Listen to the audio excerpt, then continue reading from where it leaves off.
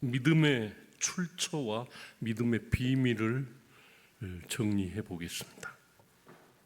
믿음이라는 게 실체적으로 우리가 손으로 잡아볼 만한 그런 모양이 아니기 때문에 참 이해하기가 힘든 것입니다. 그런데 우리가 하나님을 거역하고 떠나올 때에 사랑을 잃어버렸습니다. 인간에게는 에로스나 친구 간의 사랑이나 이런 사랑은 있지만 그것은 한계가 있고 완벽한 사랑, 아가페는 없습니다. 마찬가지로 가족 간의 돈독한, 형제 간의 돈독한 그런 믿음은 모양이 남아있으나 진짜 믿음의 실체는 우리가 잃어버린 존재들입니다. 믿음이란 무엇일까요? 성경은 믿음에 관해 엄청난 이야기를 들려줍니다. 믿음은 본래 하나님 속에만 있었습니다. 그것으로 하나님은 엄청난 일을 하셨습니다. 아무것도 존재하지 않을 때 하나님은 아름다운 자연을 믿음의 눈으로 보시고 만물을 보신 대로 지으셨습니다. 이렇게 하나님 안에 존재했던 믿음은 세상을 창조한 것입니다. 그리고 그 믿음이 우리에게 오면 존귀한 삶, 찬란한 삶, 여러분들의 삶이 아름답게 만들어져 나갈 것입니다. 안 만들고 싶습니까? 다시 말씀드리면 믿음으로 마음에 그린, 마음에 디자인한 만물을 믿음으로 명령하여 있게 하셨다. 이 말은 우리가 눈치채야 될 것이 내가 믿음으로 예수 그리스도 안에서 만들어갈 내 인생의 미래, 그것을 그리고 디자인하고 그리고 선언하고 추진해 나가면 꿈꾸는 모든 것이 이루어질 줄로 믿습니다. 그래서 하나님께서는 무에서 많은 존재를 만들어냈고 혼돈 가운데서 질서를 만들어내셨습니다. 그렇게 하나님은 하늘과 땅을 만드셨습니다. 지구뿐만 아니라 화성에도 산과 골짜기는 있습니다. 목성에는 여러 달이 있고 이 거대한 별을 감싼 신비한 띠도 있습니다. 그러나 거기에는 생명이 없습니다. 믿음은 생명을 줍니다. 하나님은 이러한 황량한 자연에 생명을 불어넣으셨습니다. 같은 믿음이 죽은 자를 일으킵니다. 믿음은 나사로를 무덤에서 나흘 됐는데 썩어 냄새나는 그를 부르고 사라진 인간의 영혼을 불러 다시 그 사람 속에 들어가게 하시고 부활하게 만들었습니다. 첫 번째 주제를 함께 읽겠습니다. 하나님은 믿음의 신이십니다. 인간이 하나님을 배신하고 타락한 뒤에도 하나님은 계속 믿음을 발휘하셨습니다. 그분은 사람들에게 자신을 믿도록 믿음을 선물로 주고 계십니다. 믿음이 없는 사람은 하나님을 알 수 없습니다. 믿음이 있어야 하나님의 말씀이 이해되기 시작합니다. 그리고 삶 속에서 하나님의 능력을 경험하게 되죠. 그래서 오늘 빌립보서 4장 13절 말씀하는 내게 능력 주시는 자 안에서 내가 모든 것을 할 수 있느니라. 믿음으로 가능하다는 것입니다. 하나님의 일을 하게 하고 하나님의 믿음에 참여하도록 하나님은 오늘 또 우리를 돕고 계십니다. 우리가 여기 있는 것도 바로 믿음의 덕분이요. 믿음이 없이는 하나님의 자녀로 살아갈 수가 없습니다. 믿음이 없이는 그저 인간에게 주어진 한계 안에 있는 자기 힘으로 살다가 지치고 맨 마지막에는 헛살았다, 허무한 삶을 고백하면서 죽어가는 것이 인간의 삶입니다. 그런데 하나님 안에 있는 믿음이 우리에게 들어오면 우리는 하나님이 주신 모든 능력 안에서 내 인생을 가장 찬란하게 존귀하게 살아갈 수 있게 되는 것입니다. 히브리서 기자는 믿음이 없이는 하나님을 기쁘시게 하지 못한다고 선언했습니다. 또한 로마서 14장 23절은 믿음으로 하지 않은 모든 행동이 죄라고 단정했습니다. 믿음은 더 큰 믿음으로 자라게 합니다. 마치 돈 많은 기업이 더 큰 돈을 버는 것과 같습니다. 우리는 믿음이 엄청난 것인 줄은 잘 압니다.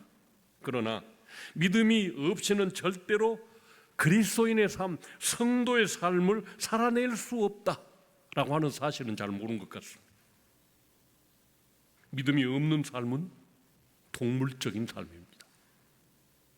하나님은 우리가 더 큰 믿음을 갖기를 원하십니다. 그래서 하나님은 믿음을 도우십니다. 믿음으로 하지 않는 모든 행위를 없애는 것이 하나님의 목표입니다. 모든 행동이 믿음으로 이루어질 때 우리는 주님처럼, 그리스도처럼 살 수 있습니다. 고린도 교회 성도들은 믿음 위에 섰기 때문에 기쁨이 충만했다고 기록하고 있습니다. 그러므로 바울은 세상 사람들과 다른 삶을 사는, 세상 사람들과 구별된 다른 삶을 사는 믿음이 우리 안에 있는가를 항상 시험해 보라고, 점검해 보라고 말씀하고 계십니다. 우리는 믿음이 무엇인지, 그리고 어떻게 그 믿음으로 살아갈 수 있는지 알아야만 합니다. 그러면 그 믿음을 더하는 방법도 알고 점점 더 강한 믿음의 사람으로 자라나게 된다라는 뜻입니다. 믿음이 무엇일까요? 믿음은 하나님을 신뢰하는 것입니다. 첫째는 하나님이 어떤 분인지 안다는 것이요, 둘째는 그분이 나와 무슨 관계가 있는지 아는 것입니다. 하나님은 정신적인 대상이 아닙니다. 그분은 실제로 살아계시는 분이요, 전능하신 하나님으로 자신을 믿으라고 명하십니다. 이 하나님이 성도들의 아버지가 되십니다. 아버지를 그림자처럼 정신적인 존재로만 여기면 되겠습니까? 살아계신 아버지, 내 모든 삶에 간섭하시면서 나와 함께 동행하시는 임마누엘 하나님이신 것입니다. 이 하나님이 믿는 이들은 언제든지 그분의 지극한 거룩한 성소에 들어갈 특권을 얻었습니다. 하나님만 계시는 그 영화로운 장소에 언제든지 들어가서 그분을 아련할 수 있게, 만나 뵐 수 있게 특권을 주셨습니다. 그러나 우리의 믿음은 존재하지 않습니다. 우리는 본래 믿음이 없었습니다. 세상은 험하고 사람들은 악하고 우리들은 약합니다. 그러므로 아무에게도 믿음이 있을 수 없습니다. 하나님을 떠났으므로 이미 사회나 세상이나 인간들에게서 믿음이 사라져버린 상태입니다. 겨우 가족들끼리만 연약한 믿음의 줄로 서로를 지탱하고 있는 상태입니다. 하나님을 떠남으로 믿음의 샘물은 없어지고 한 컵의 물로 목을 축이고 있는 것들이 인간들의 삶이에요. 그래서 허무하고 갈증이 나는 것이 인간들의 상태입니다. 이러한 불신은 하나님을 향해서도 마찬가지입니다. 하나님을 믿는다고 하지만 순식간에 믿음이 없어져 버립니다. 마음에 의심이 들면 믿음을 버리는 것이 인간들입니다. 조금만 바빠도 피곤해도 교회에 출석하지 않습니다. 고통스러운 일이 생기면 하나님을 원망하고 심지어는 하나님이 존재하는가라고 불평합니다. 사고를 당한 뒤에 하나님을 버린 사람들이 많습니다. 새벽기도 가던 어머니가 교통사고로 돌아가셔서 온 가족이 믿음을 떠났다라는 이야기도 들었습니다.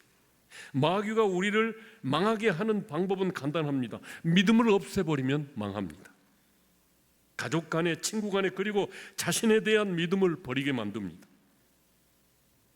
믿음이라는 건 연약한 정신 활동에 지나지 않는다고 유혹합니다. 단지 자기 암시와 체면에 지나지 않다는 설득에 말려들 때 사람들은 믿음을 버립니다. 종교는 인간들을 체면을 건다, 자기 암시다, 이렇게 사회와 가족, 자기 자신에 대한 믿음을 포기해버리면 비참해집니다. 어려운 일을 당할 때 사람들은 믿음을 잊습니다. 그리고 세상의 방법을 따라서 뛰어다닙니다. 불안해하고 두려워합니다. 그 결과 성도가 아닌 세상 사람으로 바뀝니다. 믿음의 사람은 흥분 속에서도 안정을 유지하는데 하지만 믿음이 없는 신자는 그저 세상 사람들과 똑같이 불안에 떨며 신경질적인 태도를 보입니다. 그러나 믿음 있었던 다니엘 보십시오. 사자들이 들끓는 굴 앞에 믿음을 버리지 않고 굴 속으로 기꺼이 떨어졌잖아요. 하나님이 그를 지키셨고 사자의 입을 막아버렸습니다. 두 번째 주제 함께 읽겠습니다. 하나님은 믿음의 신이십니다. 그분은 절대로 자신의 확신에 대해 흔들리지 않는 분이십니다.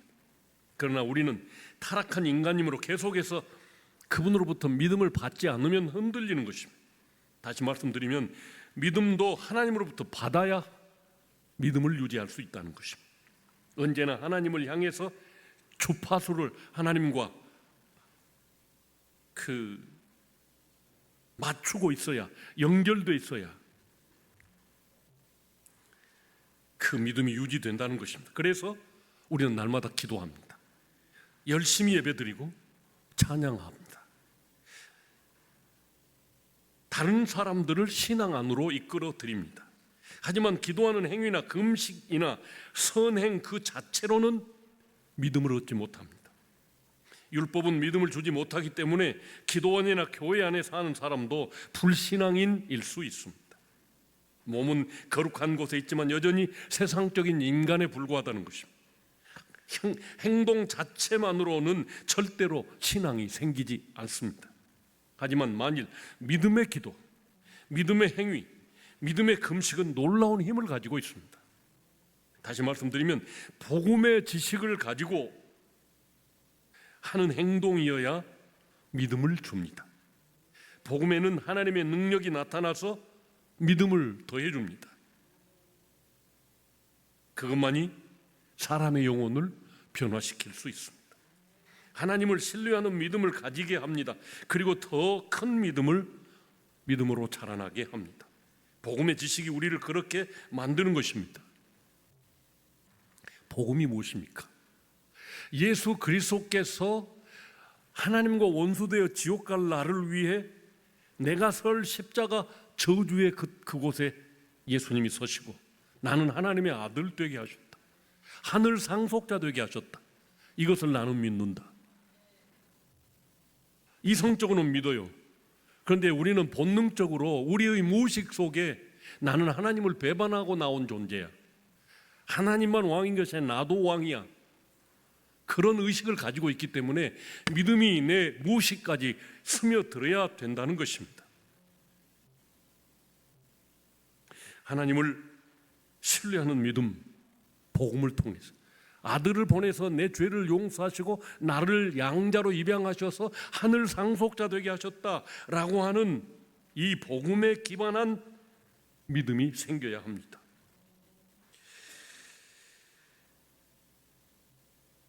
사람은 정보를 받아서 세상을 판단하고 그것으로 자기의 나아갈 길을 결정합니다. 높은 지위에 있는 어떤 한 사람에게 어느 날 한 사람이 접근해 왔습니다. 대단히 부정적인 사람이었습니다. 할 일 없이 남 비판만 하는 사람이었습니다. 그를 통해 들어온 정보는 온통 부정적인 것이었습니다. 얼마 못 가서 이 높은 지위에 있는 사람은 불안 속에 나를 보내게 되었습니다. 모두 그를 싫어한다고 믿었습니다. 어떤 비판자가 와서 그렇게 정보를 제공해 줬기 때문입니다. 하나님이 주려고 하는 것은 부정적인 소식이 아닙니다. 믿음의 말씀입니다. 그분은 우리를 근본적으로 변화시켜 우리 속에 새 사람을 창조해서 새 생명, 영생을 주십니다.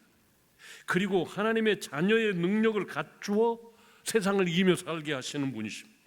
하나님 스스로 우리의 보호자요 인도자가 되시겠다고 하십니다.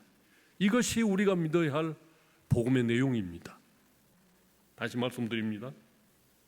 그분은 우리 죄인을 근본적으로 변화시켜서 새 사람으로 창조해 하나님의 생명으로 충만하게 하십니다. 그리고 하나님의 자녀의 능력을 갖추어 하늘 상속자로 살아가게 합니다. 하나님은 스스로 내 아버지가 되겠다고 오십니다. 이것이 우리가 믿어야 할 복음의 내용입니다.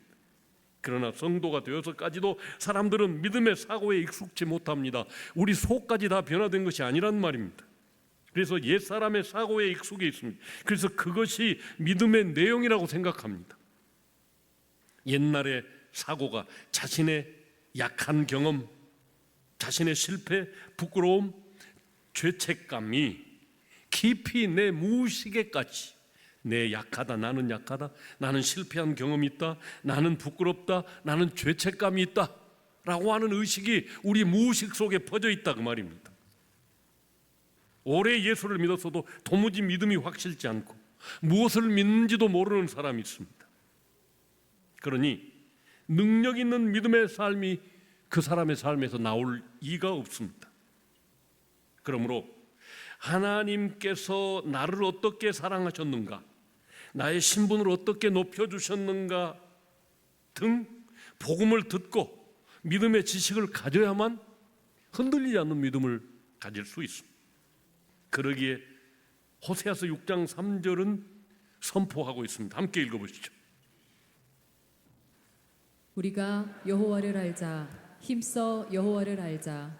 그의 나오심은 새벽빛같이 일정하니 비와 같이 땅을 적시는 늦은 비와 같이 우리에게 임하시리라. 하나님을 알면, 하나님을 인격적으로 접촉하면, 하나님을 체험하면 그분의 믿음을 받게 됩니다.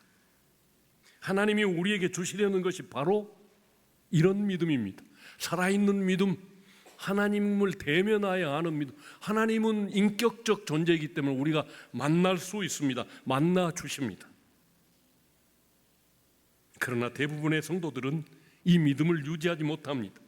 우선 하나님을 신뢰하지 못합니다. 그분이 정신적인 전능하신 분이요 실제 하는 신이심을 알지 못합니다. 내 모든 문제를 해결할 수 있다. 죽은 자도 살려내실 수 있는 분이다.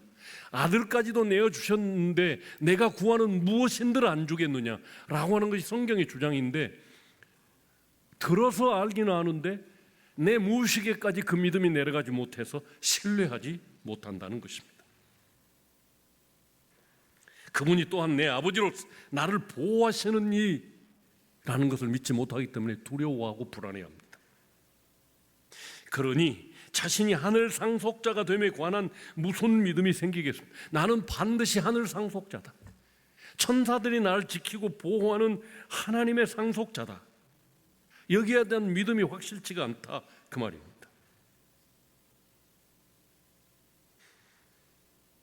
세 번째 주제 함께 읽겠습니다. 정말로 믿음을 가진 사람이라면 반석 같은 평안을 가지게 됩니다.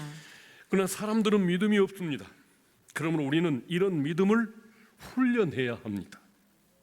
먼저 무의식 깊숙이 깔린 불신앙을 몰아내는 연습을 해야만 됩니다. 계속 내게 들려주면서 내 언어 메커니즘을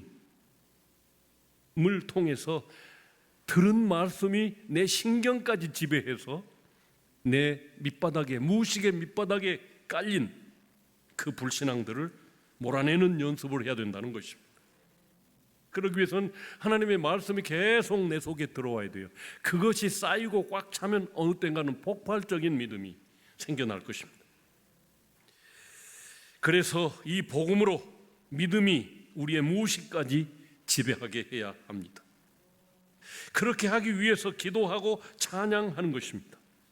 기도하라는 행동이, 기도라고 하는 행동이 믿음을 주는 것이 아니라 복음의 지식에 따라 예수님이 내 주, 나를 구원하신 구세주, 내가 성령으로 하나님의 아들 상속자가 되었다라고 하는 이 복음이 믿어져서 우리의 믿음을 세워주십니다.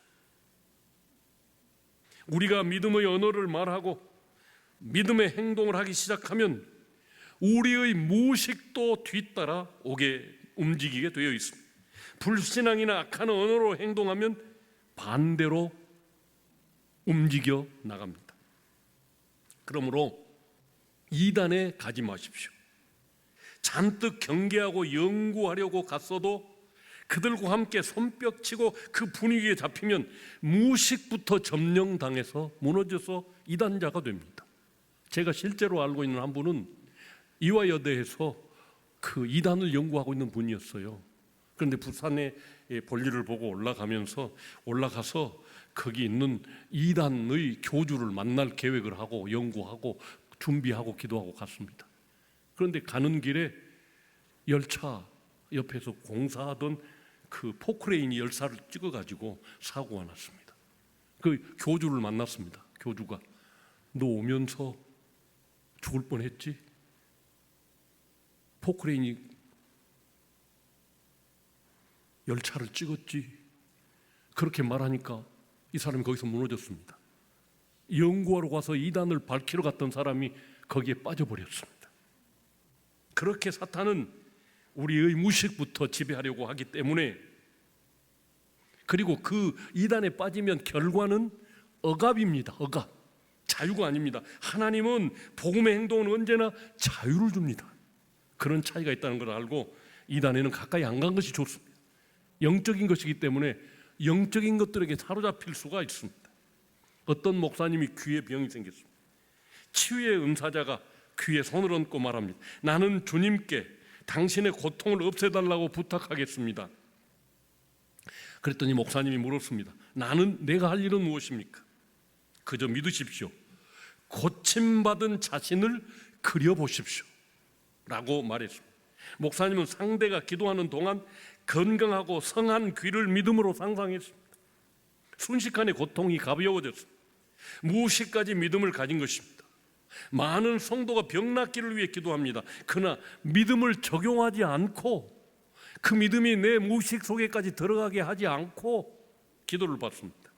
단지 아픈 현실만을 보고 믿습니다. 내 아픈 현실이 확실히 믿음 있지, 나는 이렇게 아픈 사람이야. 그러므로 하나님은 무의식적으로 믿지 않고 있었던 것입니다. 돈에 시달리는 사람도, 각종 문제에 잡힌 사람도 마찬가지입니다. 무의식까지 억압을 받고 있기에, 우리의 무의식이 억압받고 있기에 밤에 잠을 못 자는 것입니다. 걱정이 있으면 내가 지금 걱정거리에 사로잡히지, 나는 이런 문제가 있지, 그것을 믿고 있기 때문에 나는 이렇게 문제가 많은 사람이지, 그러니까 그거 생각하다가 잠 못 자는 것입니다. 믿음을 가졌다면 주님이 해결해 주실 것이니까 그날 잠잘 수 있습니다. 내일이면 죽는 베드로가 옥에 착고에 채여서 내일이면 죽을 사람인데 깊이 잠들어 있었어요. 천사가 툭 쳐서 깰 때까지 모르고 있었어요. 그리고 쇠사슬도 끌어지고 자유의 몸으로 그 감옥을 나오면서 문이 열려서 시원한 바람이 부니까 그때서 잠이 깼어요. 내일 죽을 사람이 잤단 말이에요. 왜 그랬을까요? 하나님을 믿었기에. 믿음이 있으면 내일 죽어도 잠 옵니다. 믿음이 없으면 잠 안 옵니다. 오늘 여기 걸린 사람이 많을 것 같아요. 조그만 고민만 있으면 잠을 못 자는 건 믿음이 부족하기 때문인 것 같습니다. 어느 날 자기 목표를 이루고 하나님처럼 자유를 얻기 위해 믿음의 사고를 연습하는 신학생이 있었습니다. 매우 실력 없는 한 제자가 졸업해도 나는 막노동밖에 할 것이 없다라고 믿고 있는 사람이 있었습니다. 어느 날 교수 목사님의 설교를 듣고 찾아왔습니다. 교수 목사님은 하나님이 그를 어떻게 변화시켰는가를 설명해 주었습니다. 그리고 그에게 변화된 사실을 믿으라고 말했습니다. 불신에 젖은 무의식에서 그 자신이 일어나도록 훈련하라고 말했습니다. 그의 무의식은 저주받은 불안한 자신이 차지하고 앉아 있었습니다. 목사님은 그가 원하는 목표를 물었습니다. 나는 교수가 되고 싶습니다. 목사님은 그에게 교수를 늘 디자인하고 그리고 자신에게 나는 교수가 된다라고 선포하라고 말했습니다. 그렇게 무의식 세계까지 믿게 하려는 것이었습니다. 그는 말했습니다. 저는 너무 늦었어요. 제 영어는 중학교 학생 실력만도 못해요. 목사님은 계속 성경의 복을 내용으로 그에게 말해 주었습니다. 하나님의 말씀을 믿으라는 것입니다. 그는 힘을 얻어서 돌아갔습니다. 하지만 일주일을 넘기지 못해서 그는 반복해서 말했습니다. 아무리 해도 안 됩니다. 공부하는 게 훈련이 안 되었어요. 저는 안 돼요. 나 같은 놈이 무슨 교수입니까? 목사님은 그에게 처음부터 다시 믿음을 심어줄 수밖에 없었습니다. 현실은 아직 믿음을 갖지 못하고 있었습니다. 그러기에 몇 번이고 되풀이했습니다. 얼마 후에 그는 다시 돌아오지 않았습니다. 그리고 졸업한 후 1년쯤 지나서 만나자는 전화가 왔습니다. 조그만 선물을 들고 나타났습니다. 너무도 감사합니다. 저는 사흘 후에 워싱턴 주립대학으로 떠납니다. 어떻게 이렇게 변했을까요? 나 같은 놈은 안 돼 라고 했는데 그 후 그는 미시간 대학원에 들어갔다는 소식을 들었습니다. 결국 믿음의 문에 들어선 것입니다. 교수를 생각하면서 계속 그리고 목표를 정하고 그를 추진하다 보니까 실제로 가게 됐다는 이야기입니다. 나는 안 된다는 사람. 그리고 믿음의 힘으로 그가 살기 시작했다는 것이죠. 말씀을 맺겠습니다. 믿음은 회피가 아닙니다. 아주 적극적인 것입니다. 어떤 사람들은 믿음을 도피처로 생각합니다. 하나님이 다 해주시겠지. 그것이 믿음인 줄로 알고 있습니다. 그러면서 아무 준비도 하지 않습니다. 그래서 믿음이 아닙니다. 믿음은 행동하고 계획하고 확실한 목표를 보고 추진하는 삶이 믿음에서 발생합니다. 믿음은 하나님이 자기를 통해 일하신다는 것을 압니다. 그렇게 말하고 행동합니다. 그래서 무의식까지 훈련합니다. 따라오게 만듭니다. 믿음을 가진 청중인 여러분, 다시 간곡하게 부탁드립니다. 반복해서 외우십시오. 따라서 하십시오. 안 썼습니까? 필기체로 한 거. 따라서 하십시오. 하나님의 빛이 나를 비추고 있다. 하나님의 빛이 나를 비추고 있다. 하나님의 사랑이 나를 감싸고 있다. 하나님의 능력이 나를 밀어준다. 하나님의 임재가 나를 지켜보신다. 어디에 가든지 하나님은 나와 함께 하신다. 여기도 안 믿을 일 하나도 없지요? 다 우리가 배운 것이지요? 근데 이걸 잊어버린단 말이에요. 하나님이 함께 하시는데 두려워해요. 사랑 많고 자비로우신 하나님을 머릿속으로 그려보십시오. 그것은 진리이고 사실이기 때문입니다. 어려울 때 복음적인 성경 구절을 외우십시오. 복음적인 성도들과 만나십시오. 교회에 열심히 나오십시오. 깊은 데서부터 믿음이 솟아오르게 될 것입니다.